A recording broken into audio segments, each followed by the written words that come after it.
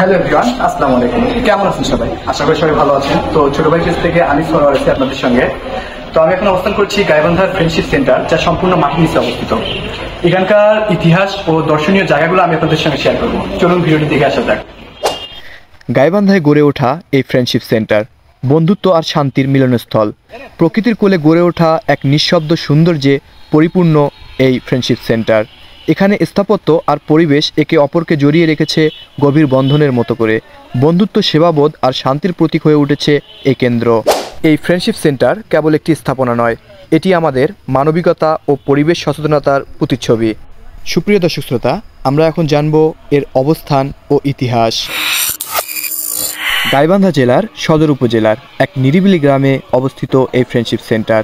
এটি শহরের কোলাহল থেকে অনেক দূরে, অথচ মানুষের সেবায় সবচেয়ে কাছাকাছি।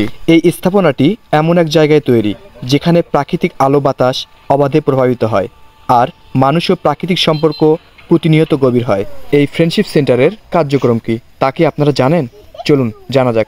এখানে প্রশিক্ষণ হয়, আলোচনা হয় ও সচেতনতা গড়ে ওঠে। আপনাদের মনে প্রশ্ন জাগতেই পারে, কি ধরনের প্রশিক্ষণ? এই সংস্থাটি মূলত চরাঞ্চল ও দুর্গম এলাকায় শিক্ষা, স্বাস্থ্যসেবা, দুর্যোগ ব্যবস্থাপনা ও টেকসই উন্নয়নমূলক কাজ করে থাকে। আর এই ফ্রেন্ডশিপ সেন্টার গাইবান্ধার চরাঞ্চল ঘিরে কর্মীদের প্রশিক্ষণ, পরিকল্পনা ও কমিউনিটি প্রোগ্রামের কেন্দ্র হিসেবেই প্রতিষ্ঠা করা হয়। ফ্রেন্ডশিপ সেন্টারটি তৈরি করা হয় ফ্রেন্ডশিপ এনজিও থেকে, যার প্রতিষ্ঠাতা ও নির্বাহী পরিচালক হলেন রুনা খান। আর এই ফ্রেন্ডশিপ সেন্টারটি তার ব্যতিক্রমধর্মী ডিজাইন ও মানব কল্যাণমূলক কাজে ব্যবহারের কারণে আন্তর্জাতিকভাবে স্বীকৃতি পেয়েছে। ফ্রেন্ডশিপ সেন্টার শুধু একটি বিল্ডিং নয়, এটি একটি পরিবর্তনের প্রতীক। এটি গাইবান্ধা তথা উত্তর অঞ্চলের মানুষের জন্য এক আশার আলো, যেখানে মানুষ জ্ঞান, দক্ষতা ও উদ্যম নিয়ে সমাজে ইতিবাচক প্রভাব সৃষ্টি করতে পারে। গাইবান্ধার বুকে এক শান্তির আশ্রয়স্থল এই ফ্রেন্ডশিপ সেন্টার।